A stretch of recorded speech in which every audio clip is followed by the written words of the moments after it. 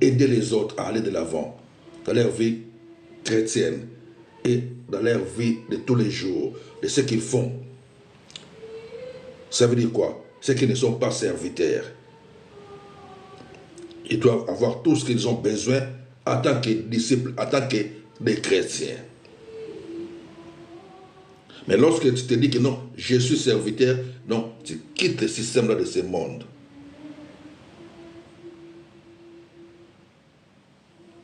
C'est pour cela, dans Actes des Apôtres, chapitre 4 et chapitre 5, lorsque les gens amenaient tous leurs biens, ou on peut dire l'argent, aux pieds des apôtres, c'était pour que les apôtres puissent les distribuer à ceux qui en avaient besoin.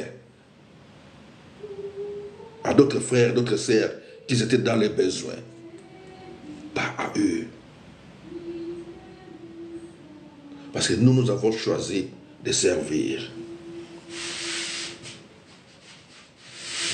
Nous n'avons plus des envies.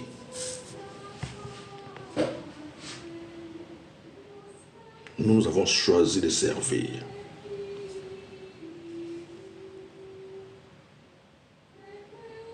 C'est comme ça.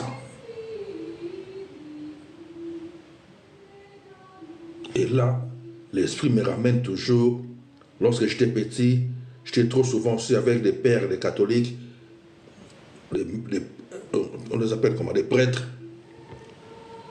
dans les monastères, manger avec eux des fois, partager avec eux, parler avec eux. Tu vois comment ces gens-là vivaient. La vie des prières, aider les autres. Aider les autres. Ils faisaient que la prière, aider les autres. Et ils étaient là pour voir tout, si tout marche bien dans la vie des enfants, de tous ceux qui venaient là, des familles qui venaient chercher des biens. Et ils étaient là. Et ils allaient dans des messes pour faire leur speech, leur prédication.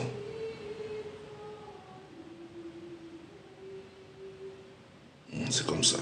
Et je ne sais pas les prêtres de maintenant, si ils continuent toujours dans cette lignée-là, je ne sais pas. Moi, je parle des prêtres que nous on connaissait dans les années 70. C'est comme ça. Que ce soit en Afrique ou ici en Europe. Les prêtres que nous on connaissait dans ces temps-là. Parce que dans les années 70, j'étais chez nous en Afrique. Dans les années 80, j'étais en Italie, Casa Pesena, Villa Literno, Napoli, Roma.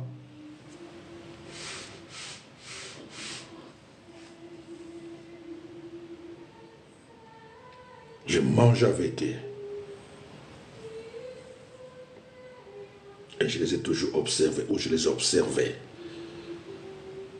C'est pour ça que je dis toujours, là, 2025, j'ai 55 ans.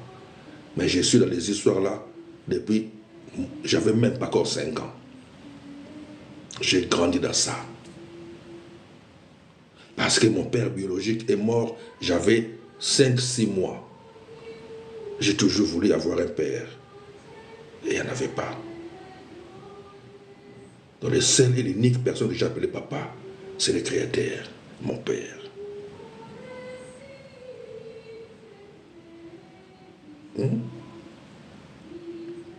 Vous comprenez? À part le fait que quand j'étais petit, on nous amenait, bien sûr, au cimetière pour voir la tombe, tout ça, déposer des fleurs, tout ça, c'est juste ça que je connais. Mais les papas, c'est les créateurs.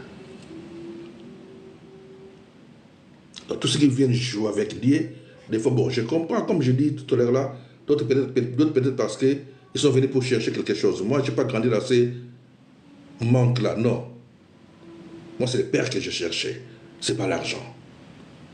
Parce que je ne manquais pas ça.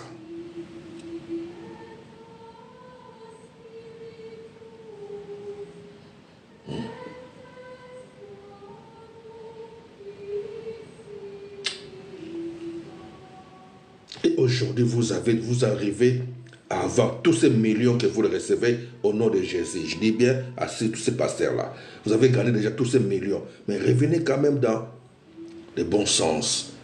Comprenez bien les Écritures. Parce que je dis et je répète aux gens, nous arrivons à tous mieux les comprendre. Concernant ce qui est écrit noir sur blanc, personne ne peut mentir à l'autre. Non. Ça, non.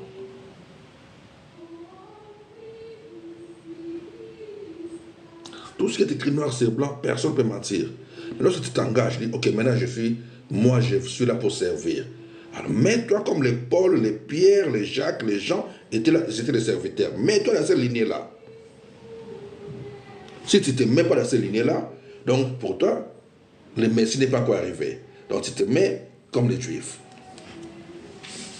C'est ça.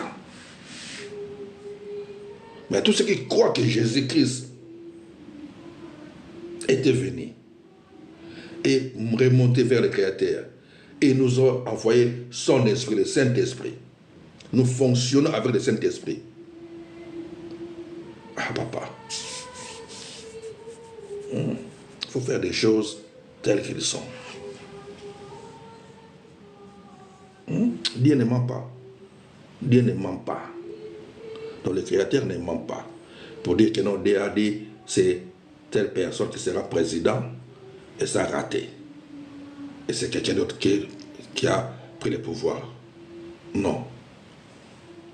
Comme je dis, des prophéties, quoi. On a eu pour Hillary Clinton. Tous ces prophètes-là, ils sont toujours là. À part Joshua qui est mort. Les restes sont toujours là. Et les adeptes croient toujours à leurs mensonges et défendent même leurs mensonges. Comme je dis ce qui s'est passé hier, lorsque j'ai vu maintenant la vidéo de ce pasteur-là, je ne sais pas, Diallo, là-bas, à Kinshasa, là-bas, avec sa prophétie,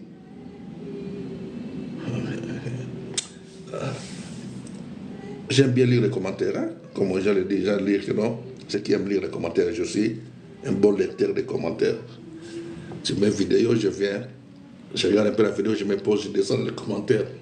Je vis, le Messie a dit que l'autre frère qu'on a arrêté là-bas serait pour lui, qu'il sera comme Dangote. Dangote.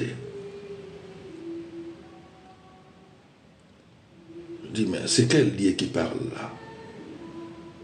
Après, je vais dans les commentaires. Un type, je ne sais pas, un type ou une dame, je ne sais pas, dans les commentaires, il dit non, mais les prophéties aussi, il a parlé de Séchias, qui dit à venir qu'il va mourir, après tout ça, il a prié, puis il a changé ça. Ah. Et donc, les dieux là ne voient pas que les termes, je vais utiliser, pardon. Parce que je suis passé dans ces business-là quand j'étais trop jeune. Que ça tue les gens. Donc, Dieu là, qui avait dit à Diallo, je ne sais pas, Diallo, ces histoires-là, ne voyez pas ce que les frères faisaient comme business, où tout le monde a été sur prière. Donc Dieu aussi était sur prière. Dieu était sur prière. Vous savez, ça m'a rappelé aussi maintenant tout de suite une chose. 2004, j'ai commencé à aller dans une assemblée pendant quelques jours, quelques mois on peut dire, dans une assemblée. 2004. Non, pas 2004. Je ne sais plus, 2005 ou 2004, 2005, je ne sais plus. Ok, cette période-là. Un frère voulait que je travaille avec lui, ou moi je voulais travailler avec lui, mais il m'a dit que non, je viens d'abord assister de temps en temps pour voir comment ça fonctionne chez lui là-bas. Je vais de temps en temps, tous les dimanches. À ce temps-là, j'étais aussi avec mes enfants, leur maman, toute sa famille, tout ça. On va tous les dimanches là-bas, on va prier, tout ça. La semaine, je vais travailler, les soirs, je suis là. Et les frères me disent tout le temps que non, que d'attente, ça va, on va travailler. Ok. Maintenant, moi, je n'aime pas les mensonges. Je n'aime pas les gens qui mentent, commencent à mentir au nom de Dieu. Maintenant, un dimanche comme ça, pendant la prière, une dame a commencé à parler à voix haute, comme quoi que non, c'est Dieu qui parle. Suivez-moi bien, les amis, comme si c'est Dieu qui parle.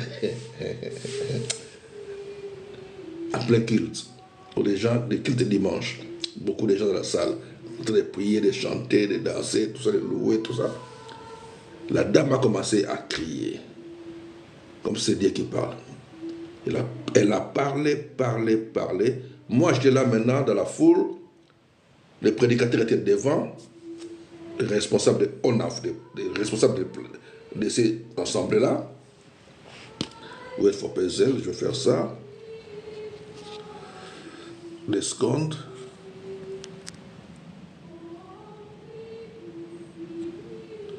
Ok. Donc maintenant, je surveillais les prédicateurs devant. Lui aussi, il suivait maintenant toute la salle. Comment la dame là commence à crier. Elle a parlé, genre, elle prophétise, la dame. À la fin maintenant, la dame en question, toujours donc Dieu qui parle. Elle demande, Maman Tina est où? Je ne connais pas ce Maman Tina, je ne connais pas, mais je dis comment c'est Dieu l'a parlé au travers de cette dame. Maman Tina, elle est où? Maman Tina, elle est où? Dieu a commencé à chercher Maman Tina. Maman Tina n'est pas là, dans la salle. Et Dieu envoie le message à Maman Tina que je les cherche. Tout cela parle. Maintenant, la question que je m'étais posée. Donc, Dieu, comme il est là, il ne sait pas où se trouvait ce Maman Tina là.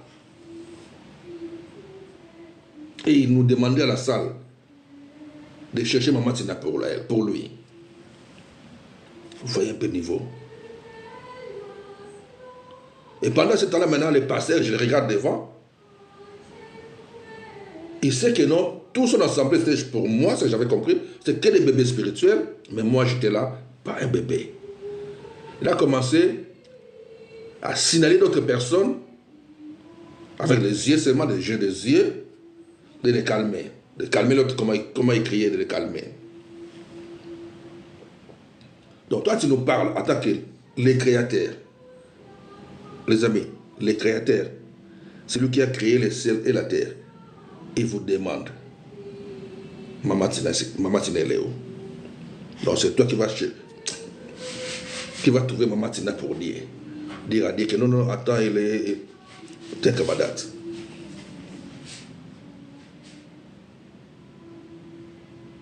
C'est ça des choses qui se passent dans ce monde. Lorsque les gens ne cherchent pas à s'attacher à Dieu, ils doivent commencer à chercher à créer eux-mêmes des prophéties et des démonstrations inutiles. D'autres vont même aller chercher des petits gris-gris chez des marabouts, des féticheurs.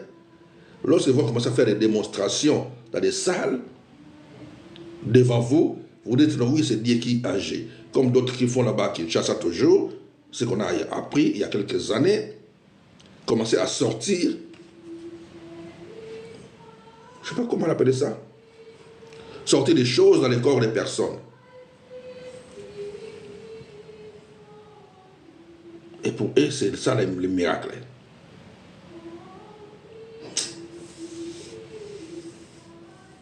Les amis, il faut réfléchir. Il faut bien réfléchir. C'est pour ça que moi, je vous dis, depuis que j'ai commencé à lire la Bible autrement, plusieurs années bien sûr, j'ai commencé aussi à comprendre des choses de Dieu autrement et différemment. Il faut sortir de Alléluia, Amen. Parce que si tu es toujours dans Alléluia, Amen, tu seras manipulé.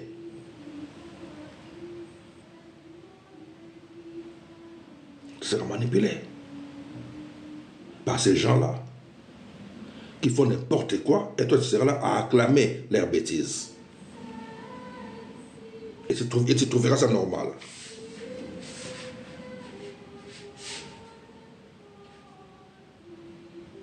C'est ça qui fait que nous, les gens ont eu à crucifier Jésus et choisir Barabbas. Bon, selon les choses de Dieu, c'était normal. Mais si nous regardons ça en tant que les humains, donc les gens ont préféré le monde que les choses de Dieu. Vous choisissez ou vous préférez les faux à la place des vrais. Pourquoi? Parce que vous êtes trompé par les apparences. Vous êtes trompé par les apparences.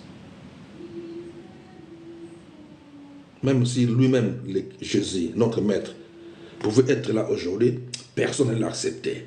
Lisez Ésaïe chapitre 53. Lisez Ésaïe chapitre 53. Il n'avait pas l'image pour nous plaire, pour attirer les regards vers lui. Non. Mais c'est de nos douleurs qu'il a été crucifié à cause de nous.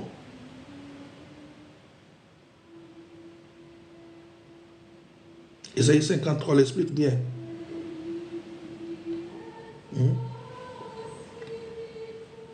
Et le livre de Samuel, je pense Samuel, 1 Samuel, chapitre 16, verset 7, que Dieu ne regarde pas à ce qui frappe les yeux.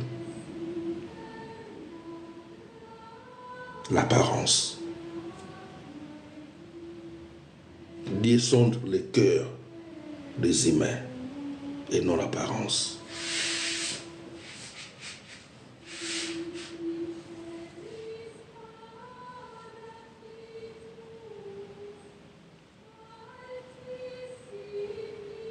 C'est comme ça.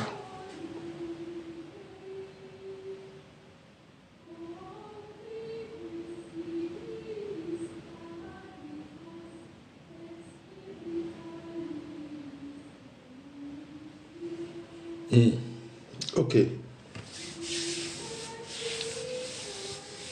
Je vais pas qu'on lise quelques versets, mais là c'est juste Romains 16, 25. Je lis juste Romains 16, 25. Bon, on va essayer de lire quelques versets. On peut lire quoi?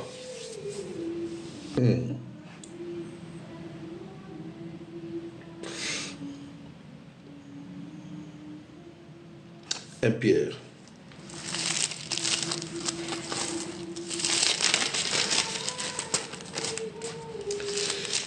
Le livre de Pierre, c'est vers le fond. Vous avez Apocalypse, avant Apocalypse. Il y a le livre de Jude. Avant le livre de Jude, il y a les 3 livres de Jean. Et avant Jean, vous avez le Pierre. 1 Pierre, chapitre 5.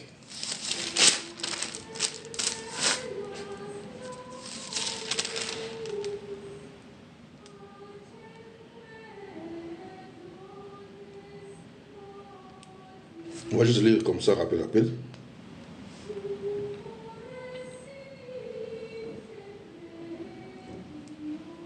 Un Pierre, chapitre 5.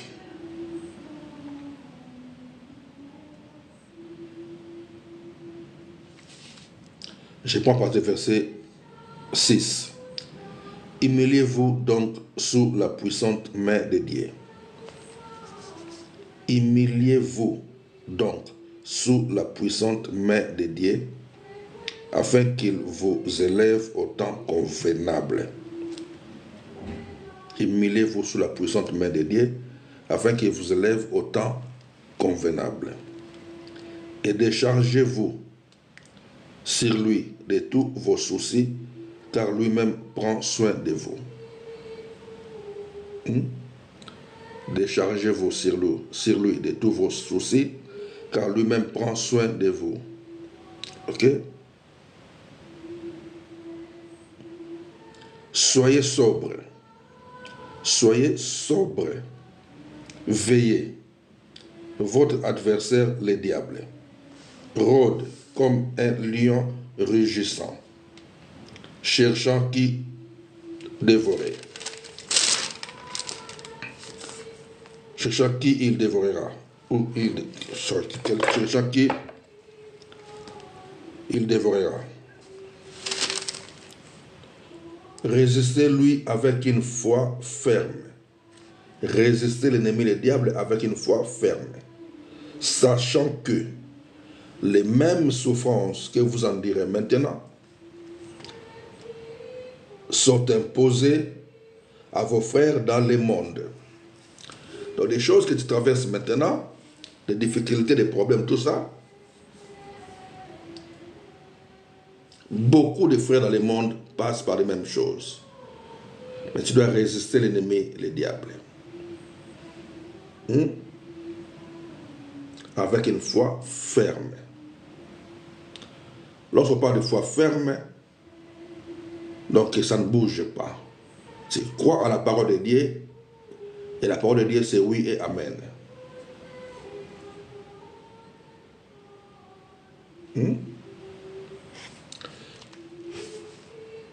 Résistez-lui avec une foi ferme, sachant que les mêmes souffrances sont imposées à vos frères dans le monde. Résistez-lui avec une foi ferme.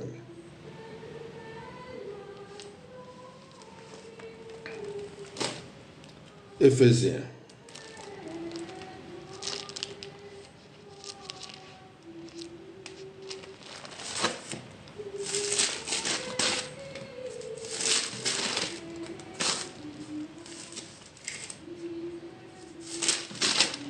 Éphésiens chapitre 6. Éphésiens chapitre 6.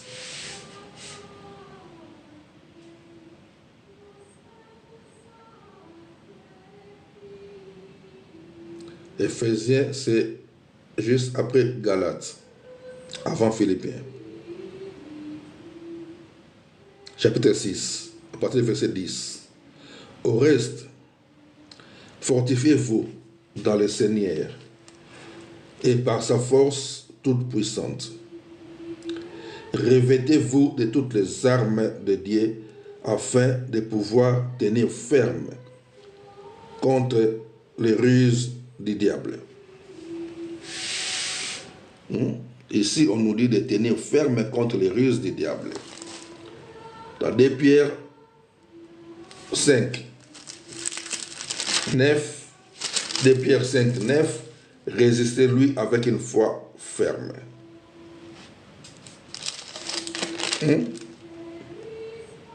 Veillez, verset 8, soyez sobres, veillez. Votre adversaire, le diable, rôde comme un lion rugissant. Quand le diable rôde tout autour de vous, cela veut dire quoi? Il est là, toi tu es là, lui tu ne le vois pas, mais lui il te voit.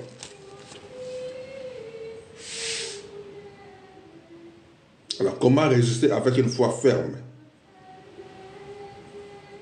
Croire à la parole de Dieu et fonctionner en accord avec la parole de Dieu.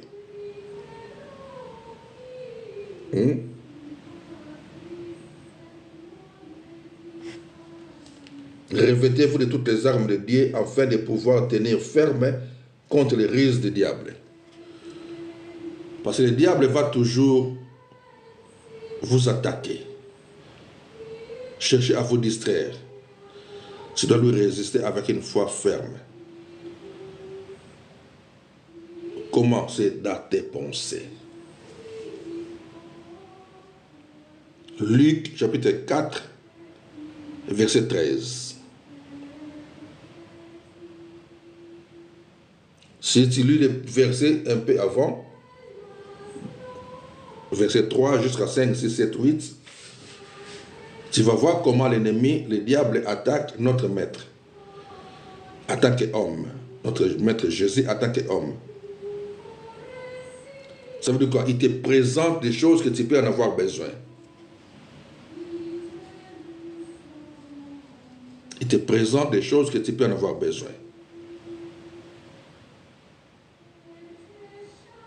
Tu veux des millions, il te présentera comment avoir des millions facilement.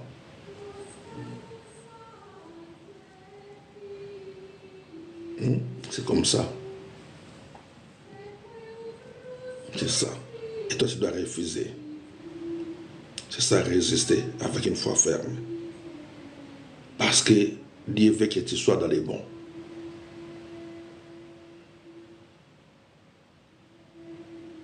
C'est ça, résister. C'est ça, les armes. Et c'est ça, là, on parle des combats de la foi. Et non combat spirituel. C'est combat de la foi. Parce que le combat spirituel, ça se passe maintenant dans les sphères aussi spirituelles. Dans les domaines spirituels. Mais dans la vie où tu vis là, tu dois résister avec une foi ferme. Combat les bons combats de la foi. Ta foi doit être ferme. Contre les risques de l'ennemi. C'est ça. Contre les distractions de l'ennemi. Ne te laisse pas. Ne tombe pas. À la tentation. Parce que beaucoup tombent. Lorsqu'on leur présente par l'ennemi des choses de ce monde, ils acceptent ça.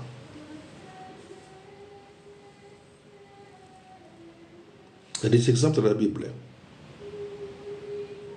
Il y a des exemples de la Bible. Comme Joseph devant la femme de Potiphar. Ce sont des exemples de la Bible. Jésus lui-même, qui est notre maître. L'ennemi l'a montré le bien de ce monde. Si tu m'adores, je te donne tout ça. Si tu m'adores, je te donne tout ce que tu vois. Et c'est ça que beaucoup font maintenant. Ils adorent l'ennemi. Et tu vas dire comment ils adorent l'ennemi? Est-ce qu'ils vont s'agenouiller devant l'ennemi? Non, ce n'est pas ça. C'est juste que tu acceptes de fonctionner en ayant toujours le regard fixé vers les biens de ce monde. C'est ça l'adoration. Parce que l'adoration, c'est une mode de vie.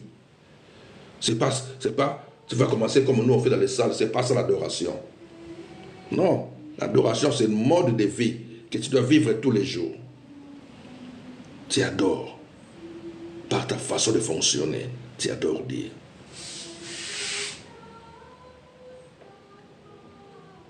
C'est ça. Et beaucoup maintenant adorent l'ennemi parce qu'ils ont accepté de fonctionner de cette manière-là en cherchant les biens de ce monde. Et l'ennemi va commencer à les donner tous les jours.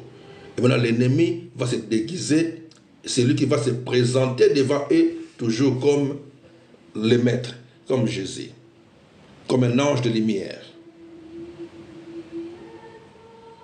Ils opèrent aussi des miracles. Au nom de Jésus toujours. Au nom de Jésus toujours. Mais est-ce que c'est Jésus, notre maître? Non. Il leur dira à la fin, je ne vous ai jamais connu. Je ne vous ai jamais connu. Parce qu'ils sont focalisés sur le bien de ce monde. Et c'est ça qu'ils cherchent. Ils veulent juste les noms et non la personne.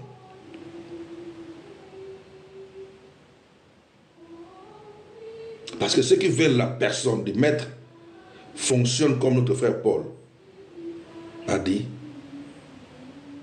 d'accepter de souffrir pour le maître. De traiter durement nos corps. Donc c'est à moi de traiter durement mon corps.